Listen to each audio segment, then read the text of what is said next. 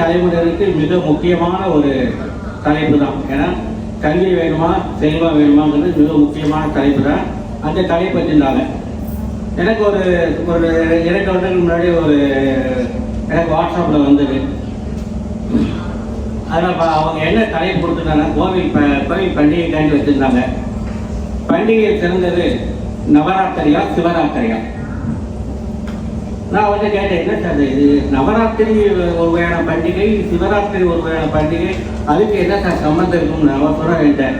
நவ பிளஸ் ராத்திரி நவராத்திரி, சிவ பிளஸ் ராத்திரி சிவராத்திரி.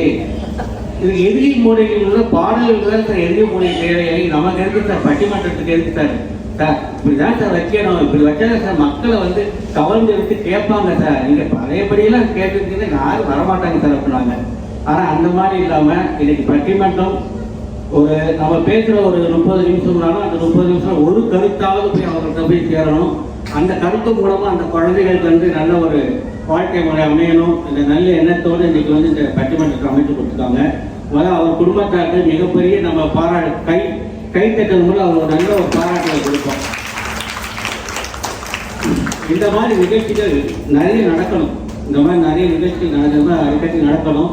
இந்த மாதிரி நிறைய பேர் புதுசாக கூப்பிடணும். அவங்க குழந்தைகள் எல்லாம் வந்து இந்த மாதிரி வந்து கலந்துக்கணும். எல்லாருமே இதில் கலந்துக்கணும். ஏன்னா சபை கூச்சம்னு ஒன்று இருக்குது, மேடை கூச்சம்னு இருக்கும். நான் ரொம்ப நாள் வந்து மேடையில் இருந்தால் மேடையில் பேசவே மாட்டேன். நன்றி வணக்கம் 2 வார்த்தை பேசினாலே எனக்கு கை நடுவோம். என்ன காரணம் அப்படின்னா அதை வந்து நம்ம பழக்கத்துக்கு கொண்டு வரல. சின்ன வயசுலேருந்தே நம்ம குழந்தைகளை வந்து அந்த மாதிரி பழக்கத்துக்கு கொண்டு வரல. இப்போ இந்த மாதிரி இப்போ பாருங்க 6 பேர் இன்னைக்கு பேசுகிறாங்கன்னா அவங்களுக்கு ஒரு எதிர்காலம் நிச்சயமாக நல்லா இருக்கும். எந்த ஒரு இதுலேயும் போய் எதில் நாளைக்கு ஒரு இன்டர்வியூவே போகிறாங்க வச்சுங்களேன், அந்த இன்டர்வியூலேயே அவங்க போய் பயப்படாமல் வந்து அட்டென்ட் பண்ணுவாங்க. அந்த மாதிரி நல்ல ஒரு வாய்ப்புகள் இன்னைக்கு உருவாக்கி கொடுத்துருக்காங்க. அவங்களுக்கு இன்னைக்கு நான் ரொம்ப நேரம் பேசியிருந்தா அவங்களுக்கு போர் அடிச்சிடும். நேரடியாக நான் பட்டிமன்றத்துக்குள்ள போயிடுறேன். கல்வியா என்ற தலைப்பில் வந்து டி வேணுஜா அவர் வந்து இன்னைக்கு வந்து அவங்களுடைய சிறப்பை பார்த்தா இருக்கிறாலும் வரும்படி அன்போடு கேட்டுக்கொள்கிறேன்.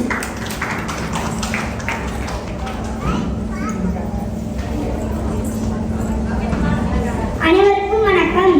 கல் தோன்றி மண் தோன்ற காலத்தை முன் தோன்றிய மூத்தமிழ் தமிழுக்கும் வீரம் நிறைந்த தமிழ் மண்ணுக்கும் எனது முத்தான முதல் கண் வணக்கத்தை தெரிவித்துக் கொள்கிறேன். நெற்றிக்கண் பிறந்தாலும் குற்றம் குற்றமே என்ற நக்கீரர் வழியில் வந்த நடுவர்களே, ஆழ்வார்களே, சான்றோர்களே, என்னை போன்றவர்களே, உங்கள் அனைவருக்கும் எனது மாலை வணக்கத்தை தெரிவித்துக் கொள்கிறேன். கல்வியை பற்றி நான் இப்போது கூற வந்துள்ளேன். கல்வி ஒருவருக்கு இன்றியமையாதது. கல்வி இல்லாதவருக்கு கண் இல்லை என்பர். நாம் செல்லும் இடம் எங்காயினும் கல்வி இல்லையே எங்கும் சிறப்பில்லை. வாழ்வில் எக்கணமும் மனிதனை பயமாட்கொள்ளும் பயத்தின் பிடியில் இருந்து விலக அவசியம் கல்வி. கல்வி இருந்தால் எவ்வித துன்பத்தையும் எளிதில் வெல்லலாம். கல்வி கற்றவன் எந்த ஒரு கஷ்டத்திற்கும் எளிய வகையில் நல்ல தீர்வை காண முடியும். கல்வி இருந்தால் எவ்வளவு செல்வத்தையும் சேர்த்து விடலாம். தனது அறிவு சாதுரியத்தால் எவரிடம் இருந்தும் தப்பிவிடலாம். பீர்பால் தென்னாலிராமன் தன் கல்வி அறிவால் பல சூழ்நிலைகளில் ஜெயித்து காட்டியவர்கள். கல்வியே படைப்பிற்கு ஆதாரம். படைப்பு என்பது ஒரு தொழில், அறிவு அதன் கருவி. இதனால் தான் படைக்கும் தொழில் செய்யும் பிரம்மாவிற்கு சரஸ்வதி துணைவியாக சித்தரிக்கப்படுகிறார். மனிதன் பிறந்த நிலையிலேயே அவன் விடப்பட்டால் மிருகமாகி விடுவான். அவனை மனிதனாக மாற்றுவது கல்வி. உன் பணத்தை நான் சம்பாதிப்பேன், ஆனால் நீ என் படிப்பை படிக்க முடியுமா என்று கல்வி கற்றவன் கூற முடியும். ஒரு சின்ன கதையை சொல்லி எனது உரையை முடித்துக் கொள்கிறேன். ராமுவும் சோமுவும் ஒரு பள்ளியில் பயின்றவர்கள். ராமு நன்கு படித்து அரசு வங்கி பணியில் சேர்ந்தான். சோமு 10ஆம் வகுப்பு முடித்துவிட்டு தன் தந்தையின் விவசாயம் பார்த்து வந்தார்.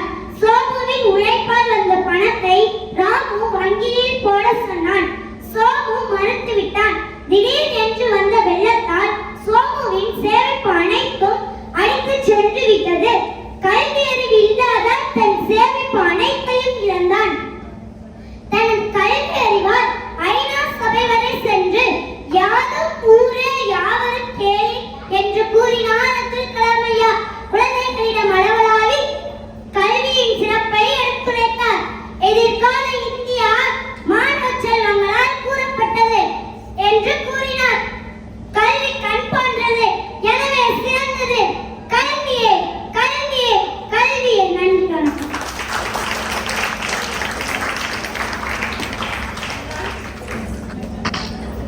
கல்வியை பற்றி மிக அழகாக வள்ளுவர் சொல்லித்தார் பார்த்தீங்களா, யாழியது குழலியது தம் மக்கள் மலையில் சொல் கேளாத. இந்த யாழும் பழனும் இனிமையான இசை தான். ஆனால் அந்த இந்த குழந்தைகள் மழலை சொல்றதுன்னு பார்த்தீங்களா, அது கேட்காதவங்க அதெல்லாம் இனிமையாக பேசுறாங்க. அதை மாதிரி பாருங்க, அந்த இனிமையான குரலில் கல்வி தான் சிறந்தது, கல்வியை விட சிறந்தது வேற எதுவும் இல்லைன்னு ஆணித்தரமாக வந்து சொல்லிட்டு போயிருக்காங்க ரேணுஜா அவர்கள். இல்லை, கல்வியை விட சிறந்தது செல்வம் தான் அப்படி சொல்றதுக்காக எஸ் ஹரிணி அவர் வந்து சொல்ல வர்றாங்க.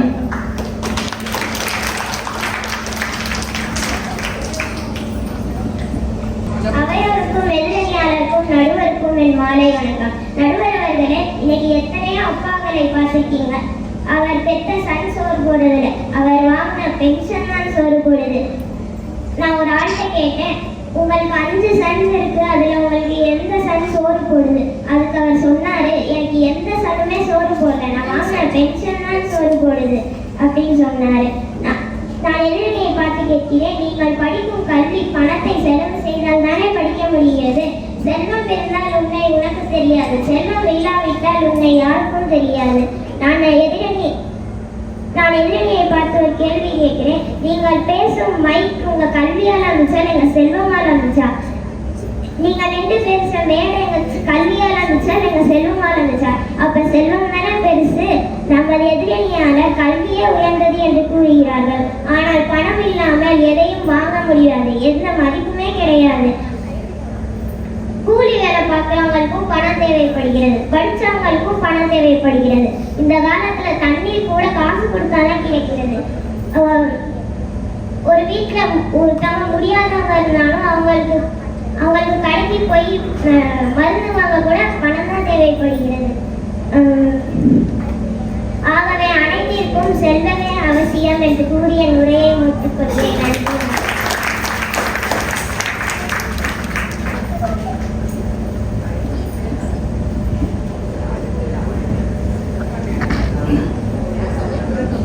முதலில் பேசிய குழந்தை, நமக்கு வாழ்க்கைக்கு முக்கியம் கல்வி தான். அந்த கல்வியை கற்கிறதுக்கு பணம் தானே கற்க முடியும். பாருங்க, நீங்கள் அந்த கல்வியை இன்னைக்கு போய் கவர்மெண்ட் ஸ்கூலில் படிக்கிற குழந்தை சதவீதத்தோட இன்னைக்கு ஒரு புள்ளி வர சொல்லுது, மெட்ரிகுலேஷன் ஆங்கில வழி கல்வி குழந்தைகள் தான் பெற்றோர்கள் விரும்புகிறார்கள். பணத்தை கட்டுவதற்கு அவர் ரெடியாக இருக்கிறாங்க, பாடத்தை படிக்க குழந்தைகள் ரெடியாக இருந்தாலும் பணத்தை கட்ட நாங்கள் ரெடியாக இருக்கிறோம் அப்படின்னு ஒரு புள்ளி வர சொல்லுது. அது மாதிரி வந்து அந்த பொண்ணு சொன்ன மாதிரி நீ கல்வியை கற்றுக்கொள்வது கூட இன்னைக்கு பணம் தேவைப்படுது. பணம் இல்லாமல் எதுவுமே பண்ண முடியாது. எதையுமே இன்னைக்கு வந்து ஒரு இஞ்சி கூட நகர்த்த முடியாதுங்கிறது மிக அருமையாக சொல்லிட்டு போயிருக்காங்க. அதை தொடர்ந்து இல்லை, பணம் தேவையில்லை, கல்வி தான் சிறந்தது. அந்த பணத்தையே வந்து கல்வியால் விலைக்கு வாங்க முடியும்னு சொல்றதாட்டு அடுத்து ஒருத்தர் வராங்க, ஜேதுஸ்ரீ அவங்க வாங்க.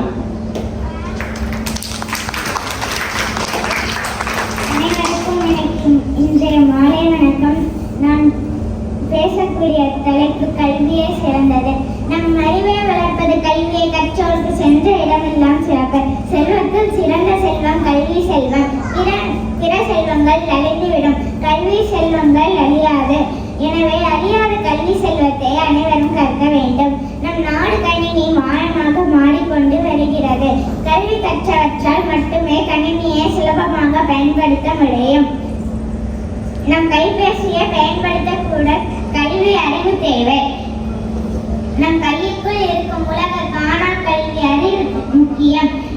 உலகில் நடைபெறும் எல்லா நிகழ்ச்சிகளையும் நேர்நிலைகளையும் காட்டுகிறது நம் செல்போன். அந்த காலத்தில் மாங்கனியை பெறுவதற்கு உலகத்தை சுற்றி வந்தார் முருகன். ஆனால் தாய் தந்தையே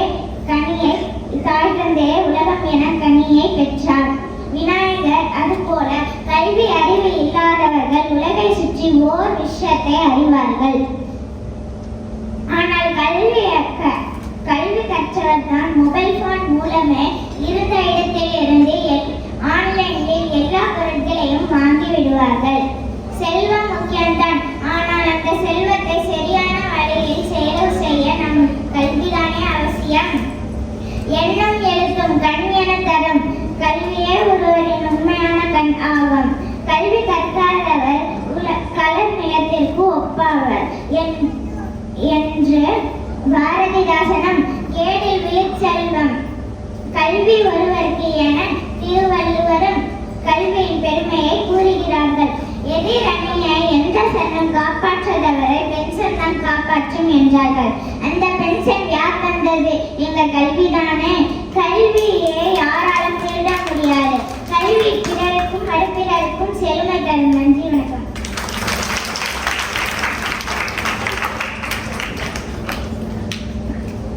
ஒருவருக்கு போட்டி போட்டு பேசிட்டு இருக்காங்க.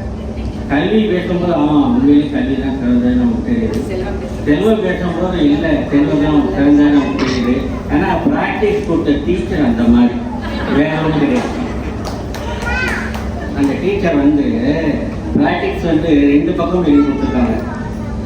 ஏ ஃபார் ஆப்பிள், பி ஃபார் பேபிங்கிற மாதிரி ஒரே டீச்சர் ரெண்டையுமே கொடுத்துருக்கறனால அழகாக பிரித்து கேட்குறவங்களுக்கு கொஞ்சம் கூட ரெண்டு பக்கமும் அவங்க பேசுறதுல கரெக்டுங்கிற மாதிரி கரெக்டான முறையில் அடுத்து கொடுத்துக்கனால மிக அருமையாக நம்ம போயிட்டு இருக்கு. அதை அவங்க சொன்னால் பாருங்க, இன்னைக்கு ஒரு செல்போன் இருக்கு. அந்த செல்போனை கூட கல்வி நிலைக்கு எப்படி பயன்படுத்த முடியும்? வாட்ஸ்அப் கூட பார்க்க தெரியாதவங்களுக்கு என்ன பண்ணுங்க? இன்னைக்கு ஒரு உலகத்தையே உள்ளடக்கி வைக்கிறது ஒரு செல்போன். நீங்கள் அமெரிக்காவில் நடக்கிறது, ஐரோப்பா கண்டத்தில் நடக்கிறது, நீங்கள் செல்ஃபோனை அடுத்த நிமிஷம் நம்ம பார்க்க முடியும். அது எப்படி பார்க்குறது தெரிஞ்சாதான் நீங்கள் பார்க்க முடியும். இல்லைன்னா நானும் ஆஃபீஸ் ஃபோன் வச்சுருக்கேன் 1,32,000 ரூபாய், அதை எப்படி ஓப்பன் பண்ணுறது தெரியாது.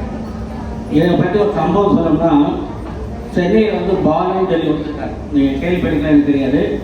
சென்னையில் பாலன் சொல்லி ஒருத்தருக்காரு.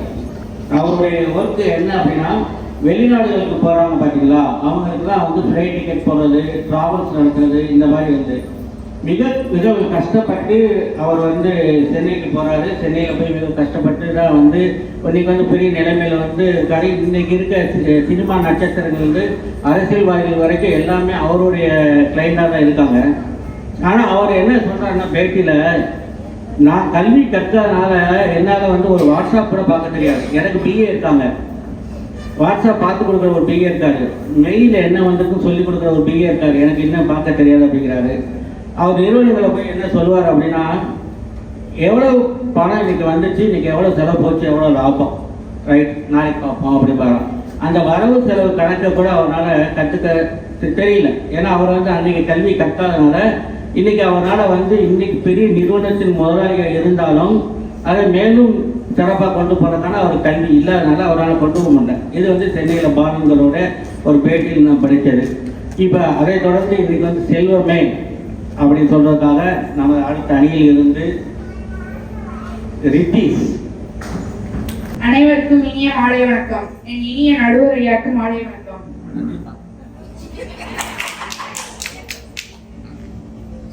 திருவள்ளுவர் கூட பொருள் இல்லாதவருக்கு இவ்வுலகம் இல்லை என்கிறார். இப்போது பணம் இல்லைன்னா பணம் சொல்லுவாங்க. அதாவது இப்ப பணம் சொன்னோம்னா பணமே வாயை திறக்குது. இப்ப பணம் கத்தும் செய்யும். அது ஒரு பழமொழி. பணம் ஈட்டி பாதாளம், ஈட்டி எட்டி வரதான் பாயும், ஆனா பணம் பாதாளம் வரை பாயுது. இந்த மாதிரி பழமொழியை அடிக்கிட்டே போகலாம். இப்ப பணம் எங்கதான் தேவையில்லை, பர்த் சர்டிபிகேட் முதல் டெத் சர்டிபிகேட் வரை தேவைப்படுது. பணம் இல்லாதனால இப்ப நிறைய பேர் தப்பு செய்யறாங்க. பணம் இல்லைன்னா ஃபாரின் கூட போக வேண்டாம், இங்க யூரின் கூட போக முடியல.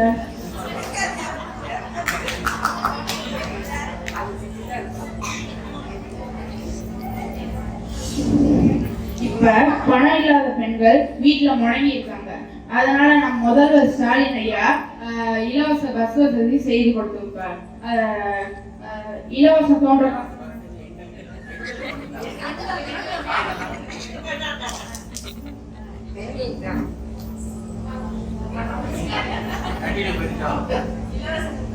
இலவசம் தோன்ற காரணம் என்ன?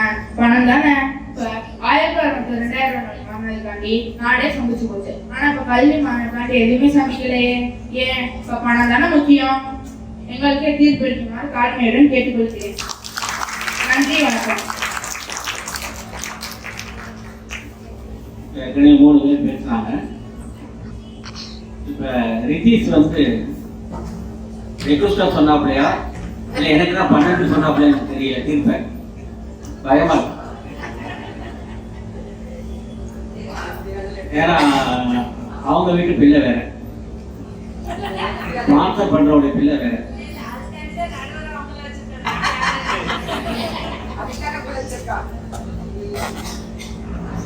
ஒரு நல்ல ஒரு நகைச்சுவை ஒன்று சொன்னாப்புல, யூனிட் போக கூட நீங்க காசு வேணும் அப்படின்னாப்புல.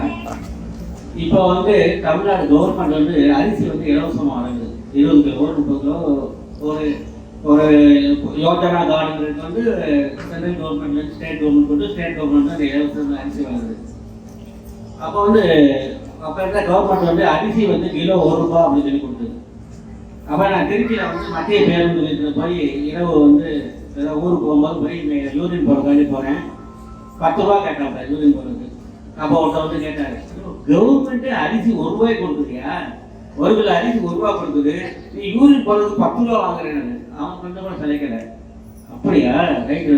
நீ வெளில போய் வீட்டில் போய் சமைச்சு சாப்பிட்டு 1 ரூபா அரிசி வாங்கி சாப்பிட்டு அப்புறம் யூரின் போயிட்ட. அதான் எனக்கு இப்போ நினைவு வந்தது. அது மாதிரி வந்து இன்னைக்கு அவங்க சொல்ற பணம், இன்னைக்கு பணம் வேணும். பணம் இல்லாமல் என்ன பண்ண முடியும்? எதுவுமே பண்ண முடியாது.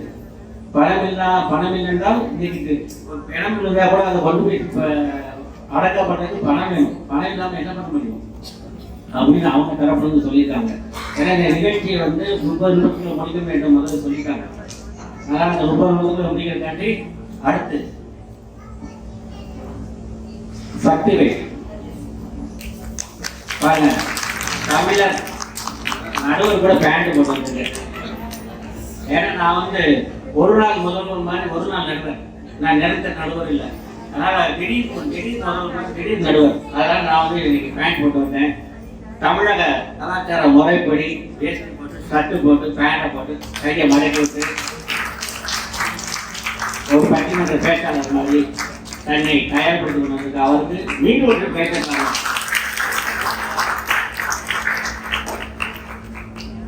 தமிழ் கடவுளான தமிழ் தாய்க்கு என் முதல் வணக்கத்தை தெரிவித்துக் கொள்கிறேன். மற்றும் இங்கு அமர்ந்திருக்கும் தமிழ் மக்களுக்கும் எனது பணிவான இனிய மாலை வணக்கத்தை தெரிவித்துக் கொள்கிறேன். இங்கு எனக்கு பேச கொடுக்கப்பட்டுள்ள தலைப்பு கல்வியா செல்வமா? ஞானத்தையும் சிறந்த பண்பையும் வழங்கும் கல்வியை போற்றுவதற்காக இங்கு பேச வந்திருக்கிறேன்.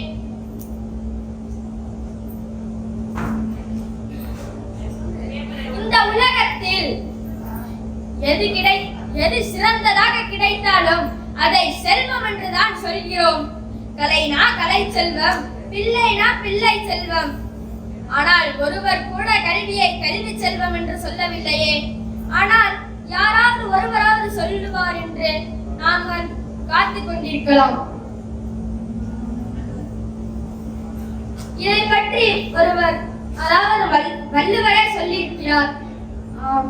கேடில் விழிச்செல்வம் கல்வி ஒருவருக்கு மாடல்ல மற்ற அவை.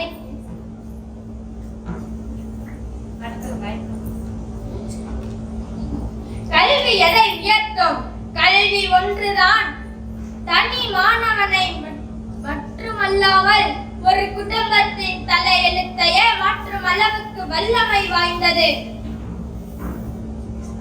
உங்கள் பாட்டிகள் வாழ்ந்த வாழ்க்கையை தான் உங்கள் மகள்கள் வாழ்கிறார்களா? எப்படி மாறிச்சு? 100 வருஷத்துக்கு முன்னாடி இருந்த இருட்டிலே தூக்கிய வீசப்பட்ட பெண்கள் இப்போது ஒளி வெளியில நிற்கின்றார்கள் என்றால் என்ன காரணம்? தீண்டாமையே வாழ்க்கை என்ற ஒரு சமுதாயத்தில் தீண்டாமை சட்ட மீறல் என்ற சட்டம் இயற்றியதே அது பணக்காரர்களால் வந்ததா இல்ல கல்வியாளர்களால் வந்ததா?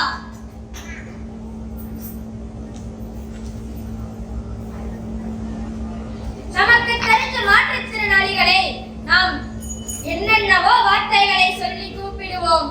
ஆனால் இப்போது அந்த வார்த்தைகளை சொல்லி அழைக்க கூடாது. அவர்களை மாற்றுத்திறனாளிகள் என்று சொல்லிதான் அழைக்க வேண்டும் என்று யார் சொல்லியது?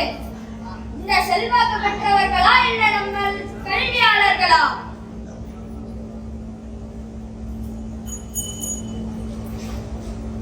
அப்படி வருகின்ற மாற்றங்களை நாங்கள் ஏற்றுக்கொள்ள மாட்டோம் என்று 3 பேர் சொல்லலாம். ஆனால் அவர்களால் பார்த்து ஒரே ஒரு கேள்வி கேட்கிறேன். படிக்காமல்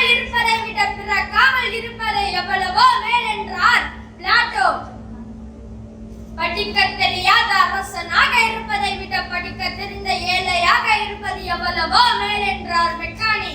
நீங்கள் பெற்ற குழந்தைகள் உங்களை கைவிடலாம், ஆனால் நீங்கள் கற்ற கல்வி உங்களை ஒரு நாளும் கைவிடாது. அதை சொல்லியவர் யார் என்று தெரியுமா? ஆம், அவர்தான் நம் nation of father of the nation. ஆம், அவர்தான் மகாத்மா காந்தி. இப்படிப்பட்ட அறிஞர்கள் எல்லாம் தங்களின் வாழ்க்கையை இந்த சமூகத்திற்கு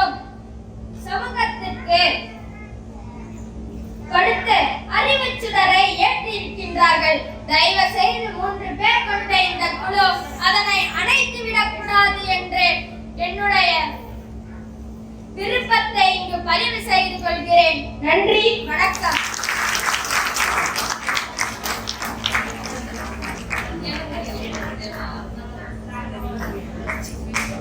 மகாத்மாவை எடுத்துக்காட்ட கொண்டு வந்தார்.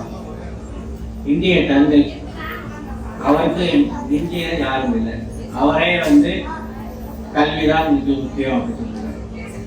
2 தான் நம்மளால மாற்றவே முடியாது. நாம வாங்கின பட்ட படிப்புகள் அதை யாராலும் திருட முடியாது. இப்படி வாங்கிட்ட சொத்துக்களை திருடலாம், உறவுகளை கூட திருடிக் கொள்ளலாம். ஆனால் நான் வாங்கிய கல்வியை திருட முடியாது. மற்றொன்று நம்மளுடைய காரைக்குடியில் பிறந்திருக்கேன் அப்படின்னா எனக்கு 60 வயசுனாலும் பெருசு காரைக்குடி தான், 80 வயசுனாலும் பெருசு காரைக்குடி தான், 40 வயசுனாலும் பெருசு காரைக்குடி தான். அந்த ஊரை மாற்ற முடியாது. கவர்மெண்ட்ல சொல்லி எனக்கு கெஜெட்டில் போய் என்னுடைய பேரை கூட மாற்றிக்கலாம். கெஜெட்டில் போய் என்னோட பேரை கூட நான் மாற்றிக்கலாம். என்னோட பெட்டை இடத்த மாற்றவே முடியாது. நான் சென்னையில் பிறந்து சொல்லி மாற்ற முடியாது. அது மாதிரி இந்த கல்வியையும் பிறந்த இடத்தையும் நம்ம வாழ்க்கையில் என்றைக்குமே மாற்ற முடியாது. நம்மளோடு கூட வந்து கொண்டே இருப்பது இந்த கல்வி தான். அதனால் கல்வி மகாத்மா வரையும் போய் ஒப்பிட்டு மிக அருமையாக பேசியிருக்காங்க. இதை தொடர்ந்து இறுதியாக பேசுவதற்காக நமது ஜெயஸ்ரீ அவர்கள் வருகிறார். உயர்ந்த வாழ்க்கைக்கு உறுதுணையாக இருப்பது கல்வியா செல்வமா என்ற தலைப்பில் இங்கே ஒரு அழகான பட்டிமன்றம் நடந்து கொண்டிருக்கிறது. சட்டை பை நிறைய ரூபாய் நோட்டுகளை அடுக்கி வைத்து கம்பீரமாய் ஒய்யாரமாய் அமர்ந்திருக்கும் செல்வ சீமான்களே, செல்வ செழிப்பால் முகத்தில் மகிழ்ச்சியோடு அமர்ந்திருக்கும் எனது அணியின் செல்வந்தர்களே, சாப்பிட்டு பல நாள் ஆத மாதிரி அமர்ந்திருக்கும் எனது எதிரணியாளர்களே, அருமை நடுவர் அவர்களே, உங்கள் அனைவருக்கும் எனது மாலை வணக்கம். உயர்ந்த வாழ்க்கைக்கு உறுதுணையாக இருப்பது செல்வம் என்று நான் பேச வந்திருக்கிறேன். இன்னைக்கு பணம் இல்லாம எதைக்கா வாங்க முடியுது? பணம் இல்லைன்னா ஒரு பையன் கூட நம்மளை மதிக்க மாட்டான். பணம் தாங்க எல்லாமே. படிச்ச முட்டாளுங்களா நல்லா கேளுங்க. நான் ஒரு ஆளுத்தை கேட்டேன், அதோ கார்ல போறாரு, அவர் உங்க சொந்தக்காரர் தானே. அதுக்கு அவர் சொன்னாரு, ஆமாங்க, அவர் என் சொந்தக்காரர் தான். அவர்லாம் ரொம்ப பெரிய ஆளா ஆயிட்டாரு, எனக்கு இப்பெல்லாம் எங்களை கண்டுக்கிறதுன்னு சொன்னாரு. அதே ஆள்கிட்டயே கூலி வேலை பாக்குறவரும் உங்க சொந்தக்காரர் தானு கேட்டேன். ஆமாங்க, அவரும் என் சொந்தக்காரர் தான், ஆனா நாங்க அவரை இப்ப கண்டுக்கிறதுன்னு சொன்னாரு. பாத்தீங்களா நடுவர் அவர்களே, கார்ல போறவரு இவரை கண்டுக்கிறது இல்ல, கூலி வேலை பாக்குறவரை இவர் கண்டுக்கிறது இல்ல. அப்ப என்ன அர்த்தம்? பணம் தாங்க எல்லாமே. பணம் இல்லைன்னா ஒரு பையன் நம்மளை மதிக்க மாட்டான். ஏன் நம்ம புள்ள கூட நம்மளை மதிக்காது. அதத்தான் ஒரு கவிஞன் அருமையா சொல்லியிருக்கா, பானையில சோறு இருந்தா பூனை கூட சொந்தக்காரு, பெட்டியில பணம் இல்லைன்னா புள்ள கூட சொந்தம் இல்லைன்னு சொல்லியிருக்காரு. ஏன்னா இந்த உலகத்துல பணம் இருந்தாதாங்க எல்லா மதிப்புமே. பணம் இல்லைன்னா யாருமே நம்மளை மதிக்க மாட்டாங்க. கல்விதான் வசதி, கல்விதான் வசதி நம்ம எதிரணியாளர்கள் சொன்னாலும் அவங்க படிக்கிற கல்விக்கு எங்க பணம் தானே தேவைப்படுது. அப்படியே இருந்தாலும் அவங்க இலவசமா படிச்சாலும் அவங்க வாங்குற நோட்டு புத்தகத்துக்கு எங்க பணம் தான் தேவைப்படுது. அப்ப செல்வம் தானே வசதி. அதே மாதிரி நம்ம எதிரணியாளர் ஒரு நாள் வெளியூருக்கு போகணும்னு பஸ்ல ஏறி உட்கார்றாரு. கண்டக்டர் எந்த ஊருக்கு போகணும்னு கேட்கிறாரு. நம்ம எதிரணியாளர் நான் அரியக்குடிக்கு போகணும்னு சொல்றாரு. அதுக்கு நம்ம கண்டக்டர் 20 ரூபாய் பணம் எடுங்கன்னு சொல்லியிருக்காரு. அதுக்கு நம்ம எதிரணியாளர் நான் எம்எஸ்சி படிச்சிருக்கேன், நான் பணம்லாம் தரமாட்டேன்னு சொல்லிட்டாரா. அதுக்கு கண்டக்டர் நீங்க பணம் கொடுத்தாதான் இந்த பஸ் ஸ்டாண்ட்ல இருந்தாலும் நான் வெளியே கொண்டு போய் விட முடியும், பணம் இல்லைன்னா இப்பயே இறங்குன்னு சொல்லிட்டாரா. பாவம் நம்ம எதிரணியாளர் அங்கிருந்து வேர்த்து விறுவிறுக்க வீட்டுக்கு நடந்து வந்தாரா. அதே மாதிரி இன்னொரு எதிரணியாளர் அவங்களோட அம்மா கடைக்கு போய் சாமான் வாங்கிட்டு வர சொல்லியிருக்காங்க. பையும் ரூபாயும் கொடுத்துருக்காங்க. நம்ம எதிரணியாளர் பைய மட்டும் வாங்கிட்டு ரூபா வேணா நான் ஃப்ரீயாவே வாங்கிட்டு வரேன்னு சொல்லிட்டு கடைக்காரர்கிட்ட போய் அம்மா சொன்ன எல்லாத்தையும் வாங்கிட்டு காசு கேட்கிறப்ப நம்ம எதிரணியாளர் சொல்லியிருக்காரு, நான் எம்பிஏ படிச்சிருக்கேன், காசு தர மாட்டேன்னு சொல்லியிருக்காரு. அதுக்கு கடைக்காரரு, நீ எம்பிஏ படிச்சாலும் சரி எம்பிஎம்பி படிச்சாலும் சரி எனக்கு காசு கொடுத்தாதான் உனக்கு நான் பொருளை தர முடியும்னு சொல்லி பொருளெல்லாம் வாங்கிக்கிட்டாராம். அப்ப என்ன அர்த்தம்? செல்வம் இருந்தாதான் இந்த உலகத்துல எதனாலும் வாங்க முடியும், எதனாலும் செய்ய முடியும். அதத்தான் ஒரு பழமொழி அழகா சொல்லுவாங்க, மணி இஸ் குட் சர்வெண்ட்னு. அதாவது பணம் தாங்க நல்ல பணியாளர். பணம் இல்லைன்னா எதுவுமே பண்ண முடியாது. பணம் தான் மனிதனுக்கு தேவையான எல்லா தேவைகளையும் செஞ்சு தருது. அப்ப பணம் தான் வசதி, செல்வம் தான் வசதி என்று கூறி எனது உரை முடிக்கிறேன். நன்றி. 6 பேருமே அவங்க அணிக்கு தகுந்த மாதிரி நல்லா அருமையாக பேசியிருக்காங்க. கல்வி உள்ள 3 பேரும் கல்வி தான் சிறந்தது பேசியிருக்காங்க. செல்வத்தில் உள்ள 3 பேரும் செல்வம் தான் பேசியிருக்காங்க. ஒரு காலத்தில் பை நிறைய பணத்தை எடுத்து போய் நம்ம பர்ச்சேஸ் பண்ணது போய் இன்னைக்கு பணமே தேவையில்லை. ஃபோன் ஒன்று இருந்தால் போதும். ஜிபே, கூகுள் பே, பேங்க்கில் பணம் இருக்கணும். அதுக்காண்டி நீங்கள் அடுத்தோட அக்கௌண்ட் போடுறோன்னு நினைச்சாங்க. ஜிபே, கூகுள் பே, என்னென்ன பே இருக்கோ எல்லா பேயும் விட வந்துருச்சு ஃபோனில். இன்னைக்கு ஒரு சாதாரண ஒரு டீ ஸ்டாரில் போய் ஒரு 10 ரூபாய்க்கு ஒரு பலகாரம் சாப்பிட்டா கூட அன்னைய டைம் பார்த்துக்கிறேன். ஏன்னா இன்னைக்கு பணத்து கையில நம் செலவு பண்ணும் போது அந்த பணத்தோட அருமை தெரியும். நிறைய பேர் இந்த கார்ல ஸ்வைப் பண்ணும் போதும் கிரெடிட் கார்டு வச்சிருக்கும் போதும் அதோட அருமை தெரியாது. இன்னைக்கு நான் இந்தியாவோட நிலைமையை மாற்றிட்டே இருக்காங்க. அதாவது இரவு உணவை நம்ம என்ன செய்வோம், நம்ம வீட்டில் தான் சமைச்சு சாப்பிடுவோம்.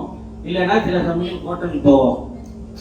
இந்த ஸ்விக்கி, ஜொமேட்டோ அதெல்லாம் இந்தியாவில் வரும்போது இந்தியாவில் 9,000 கோடி ரூபாய் இதில் முதலீடு பண்ணுறாங்க. இந்தியாவில் அது 9,000 கோடி முதலீடு பண்ணுறாங்க. எதுக்கு ஒரு இடத்துல சமையல் நடக்கும் போது அதை வாங்கி கொடுத்தவங்களுக்கு எதுக்கு 9,000 கோடி இந்தியாவில் முதலீடு பண்ணுறாங்க அப்படின்னா, இதில் நீங்கள் இதை பண்ணுறவங்கள பார்த்தீங்கன்னா நார்மலாக சாதாரண இல்லை. எல்லாம் ஐபிஎம்ல படிச்சுட்டு பெரிய பெரிய படிப்பு படிச்சுட்டு ரூம் போட்டு யோசிச்சு தான் அவங்க ஒரு நிறுவனத்தை கொண்டு வந்து இந்தியாவில் சக்ஸஸ் ஆகுமான்னு சொல்லி உருவாக்கி கொண்டு வராங்க.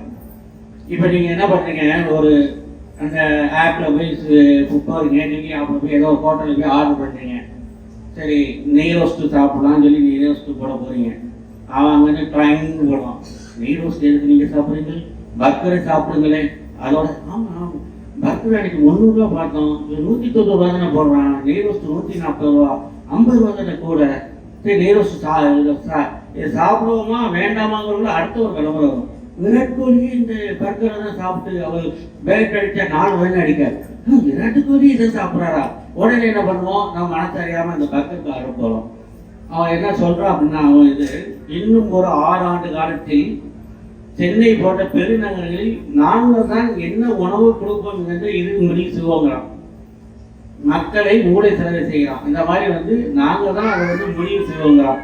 இப்போ அந்த மாதிரி உலகம் மாறிட்டு இருக்கு. இப்போ இதையெல்லாம் நம்ம எப்படி தடுக்க முடியும்? கல்விங்கிற ஒரு அறிவுக்காக நம்ம இதெல்லாம் கொஞ்சம் தடுக்க முடியும். இது நமக்கு தேவையா தேவையில்லையா, இது சாப்பிடணுமா சாப்பிட வேண்டாமா, இதை யோசிக்கிறதுக்கான அறிவு கல்வி. இந்த கல்வி அறிவு இல்லாமல் நம்ம இதெல்லாம் செய்ய முடியுமா? முடியாது. சரி இந்த கல்வி இப்போ என்னுடைய நண்பருக்கு தெரிஞ்சவங்க சென்னையில் இருக்காரு. அவருடைய பையன் மாஸ்டர் டிகிரி டபுள் டிகிரி வாங்கிட்டார். டபுள் டிகிரி வாங்கிட்டு காலையில் ஒரு அதில் எக்ஸ்டென்ஷன் ஏரியாவில் சென்னையில் இருப்பாங்க. எலக்ட்ரிக் ட்ரெயினில் போகிறாரு. ஒரு 7 மணிக்கு எலக்ட்ரிக் ட்ரெயினில் போயிட்டா நைட்டு 9 மணிக்கு தான் வீட்டுக்கு வராரு.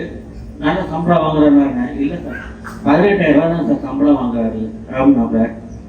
அந்த அப்பா ரொம்ப செலுத்திட்டு சொன்னார், ஒரு 18,000 ரூபா சம்பளம் வாங்குறான், ரொம்ப கஷ்டப்படுறான், ரொம்ப கஷ்டப்பட்டு நான் படிக்க வச்சேன், 2 டிகிரி வாங்கியிருக்கான் அப்படின்னாப்ப.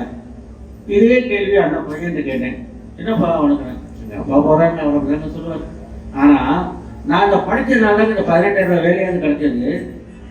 என்னையோட படிப்பு கூட அன்றைக்கி இன்டர்வியூவில் வந்திருந்தான். நானாக டபுள் டிகிரி என்பிஏ எம்என்பிஏ எல்லாம் படித்தேன்னா நின்றுட்டு இருந்தா சார். ஆனால் எனக்கு செலக்ட் ஆச்சு இந்த படிப்புங்கிறது தான் எனக்கு 18,000 ரூபா சம்பளமாக கிடைச்சது. நான் இதுக்காக வருத்தப்படலை. இது எனக்கு ஆரம்ப காலமான ஒரு வேலை தான். இதுலேருந்து நான் லிஃப்ட் ஆகி நான் அடுத்தடுத்து வேலையில் போய் அதிகமான சம்பளம் நான் சம்பாதிக்க எனக்கு வாய்ப்பு இருக்குது. அப்படி ஒரு நெகட்டிவாக உள்ள ஒரு எண்ணத்தை கூட பாசிட்டிவாக எடுத்துக்கிட்டேன். இன்னைக்கு படிப்பு அவ்வளோ முக்கியமானது. சரி இந்த படிப்பு மட்டும் முக்கியமா? அது பணம் தேவையில்லையா? பணமும் முக்கியமானது. சரி அந்த பணத்தை படிப்பு முக்கியம் அப்படின்னா இதை எப்படி படம் மட்டும் முக்கியமா, படிப்பு மட்டும் முக்கியமா, நான் எப்படி சொல்றது? கல்வி தான் வேணுமா, செல்வம் தான் வேணுமா, எப்படி சொல்றது? தீர்ப்பு எதை சொல்றது? ஏன்னா 2 பேருமே 6 பேருமே நல்லா தான் பேசியிருக்காங்க. ஏன்னா ட்ரைனிங் கொடுத்து வர்ற மாதிரி, அதனால் நல்லா ட்ரைனிங் கொடுத்து நல்லா பேசிட்டுருக்காங்க. அதனால் இதில் ஒரே ஒரு நிகழ்ச்சியை மட்டும் நான் சொல்ல விரும்புகிறேன். சிந்து பைரவின்னு ஒரு படம் வந்து, பாடறியன் படிப்பறியன் பள்ளிக்கூடம் நாடறியன் ஏடறியன் எழுத்தறியன் ஒரு பாட்டு வரும். இன்னைக்கு பாடறியன் படிப்பறியன்னா தம்பி போய் உட்காந்துருப்பா மூளையில, இங்கே 3 டிகிரி வாங்கினோட லைனில் நிற்கிறான்ப்பா, நீ படிக்காம இருந்த நீ உனக்கு எந்த வேலை தோதுருக்கோ அந்த வேலைக்கு போயிருப்பா அப்படின்றாங்க. ஏன்னா இன்னைக்கு படிப்பு வந்து ஒரு முக்கியமான சூழ்நிலை. இன்னைக்கு நிறைய குடும்பங்கள் வந்து ஒரு 20 வருஷ காலத்தை நம்ம பின்னோக்கி பார்த்தோம்னா 2000க்கு முன்னாடி வந்து நம்ம எப்படி கிமுன்னு சொல்றோமோ அது மாதிரி இந்தியா வந்து நம்ம 2 விதமாக கூட பிரிக்கலாம். 2000க்கு முன் 2000க்கு பின். 2000க்கு முன் பார்த்தீங்கன்னா பொருளாதாரத்தில் ரொம்ப நலிவடைந்தது இந்தியா. அன்னைக்கு மக்கள் கையில காசு பணப்பழக்கமே இல்லை. ஆனா இன்னைக்கு சாதாரணமாக போறாங்க. இன்னைக்கு ஒரு சினிமா தேட்டரில் போய் 2000 ரூபா செலவு பண்றாங்க, 3000 ரூபா செலவு பண்றாங்க, அங்கே பணப்பழக்கம் இருக்கு. என்ன காரணம்னா அடுத்த ஜெனரேஷன் குழந்தைகள் பூரா படித்து அவங்க நல்ல ஒரு சாஃப்ட்வேர் கம்பெனி இந்த மாதிரி கம்பெனியில் போய் வேலைக்கு போனதுனால மக்கள் கையில் அவங்க குடும்பத்தில் நிறைய பணப்பழக்கம் இருக்கு. அதனால தான் கவர்மெண்ட்டே என்ன சொல்றாங்கன்னா, முதல் பட்டதாரிக்கு வந்து நிறைய சலுகை கொடுக்குறாங்க. எல்லா குடும்பத்திலையும் ஒரு குழந்தையாவது பட்டதாரி ஆகணும். அந்த பட்டதாரிக்காண்டி கவர்மெண்ட்லேயே வந்து நிறைய சலுகை கொடுத்து படிக்கணும், படிப்பினால் தான் நம்ம முடியும், முன்னேற்றம் அப்படின்னு சொல்றாங்க. இன்னைக்கு அமெரிக்காவில் எடுத்தீங்கன்னா பெரும்பாலான கம்பெனியில் சிஓ பார்த்தீங்கன்னா நம்மளுடைய இந்தியன்ஸு, மேக்ஸிமம் தமிழர். கூகுளில் எடுத்தீங்கன்னா நீங்கள் சுந்தர் பிச்சை, நீங்கள் ஒருவரோட சம்பளம் வந்து நம்ம ஒரு தமிழ்நாட்டு பட்ஜெட்டே போட்டலாம். ஒருவரோட சம்பளம் ஒரு தமிழ்நாட்டு பட்ஜெட்டை போட்டலாம். அந்த அளவுக்கு சம்பளம் வாங்குறாரு. இப்போ இந்த அளவுக்கு படிப்பு இருந்ததுனால தான் அவர் போய் அமெரிக்காவில் போய் சிஓ ஆக முடிச்சு. என்கிட்ட செல்வம் மட்டும் அவர் அப்பா ஒரு 2 கோடி ரூபா செல்வம் வச்சுருந்தாருன்னா அவர் மிஞ்சி போய் அதை 5 கோடி வேணா ஆக்கியிருப்பார். அவ்வளோதான் ஆகிக்க முடியும். இன்னைக்கு வேணாம். இன்னைக்கு அவர் ஒரு படிப்புங்கிற ஒரு கல்வி இருந்ததுனால தான் இன்னைக்கு வந்து ஒரு தனி பெரும் சாம்ராஜ்யத்தை உருவாக்கியிருக்காரு. நிறைய பெற்றோர்கள் வந்திருக்கீங்க, நிறைய குழந்தைகள் வந்திருக்கீங்க. ஒரு அன்பான நான் வேண்டுதல் சொல்றேன்.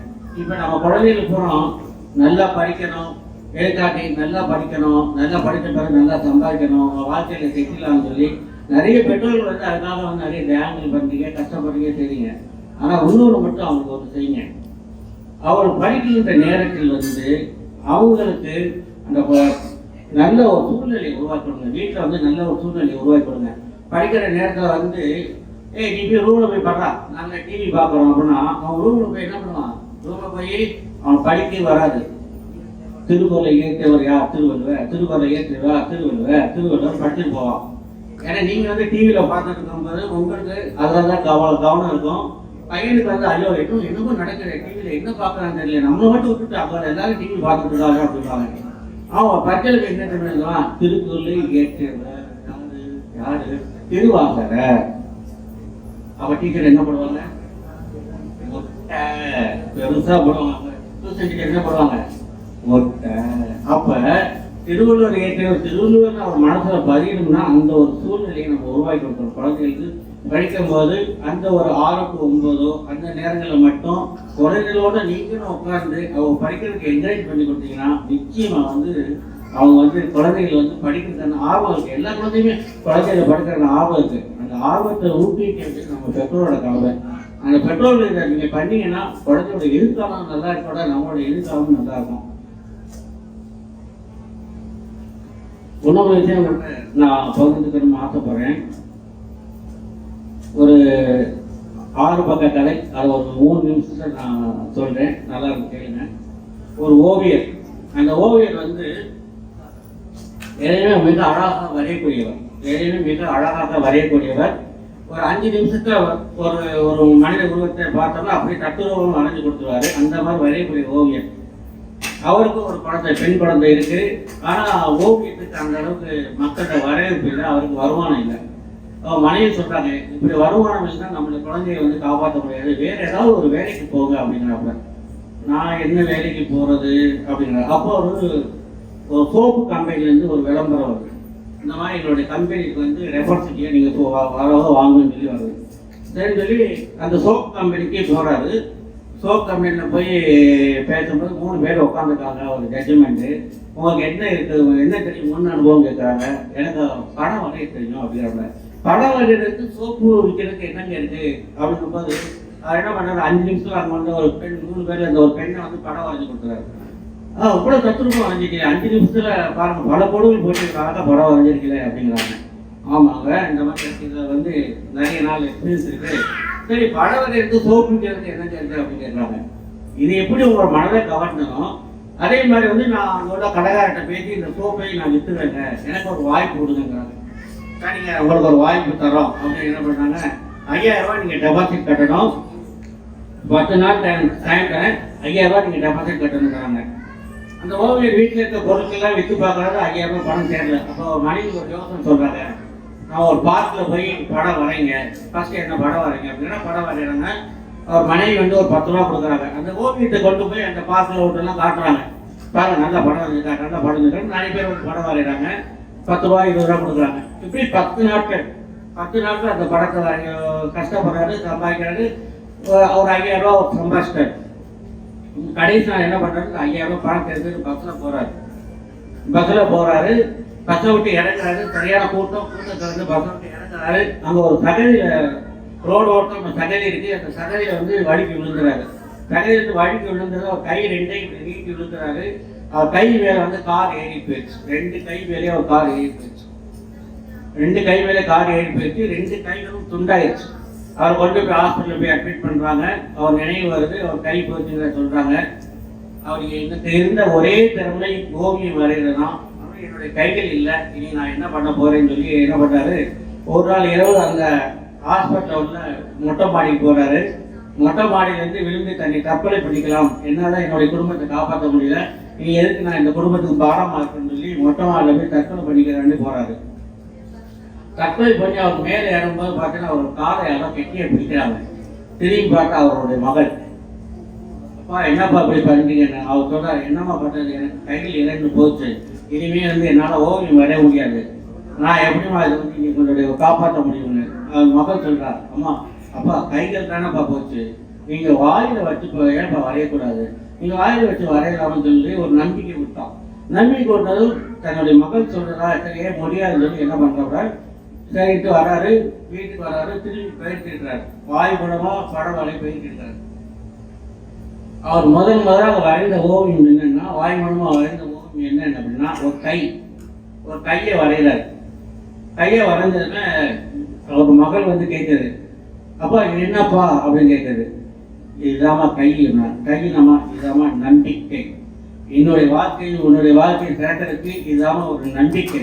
அந்த நம்பிக்கையை வந்து உங்கள் குழந்தை மேலே வைங்க, அந்த நம்பிக்கையை வந்து உங்கள் குழந்தை மேலே வச்சு நல்லா படிங்க, நல்லா திறக்கலாம் சொல்லி நீங்கள் வாழ்த்துக்கிட்டே இருங்க. அந்த குழந்தைக்கு வந்து நிச்சயமாக அந்த நம்பிக்கையை வீணாக்க மாட்டாங்க என்று நம்பி நான் உங்கள்கிட்ட சொல்கிறேன். ஆனால் தீர்ப்புன்னு ஒன்று சொல்லணும்ல, தீர்ப்பு சொல்லும்போது வாழ்க்கைக்கு நமக்கு மிக சிறந்தது கல்வியே என்று சொல்லி வாய்ப்பு விடைபெற்ற அனைவரும் நன்றி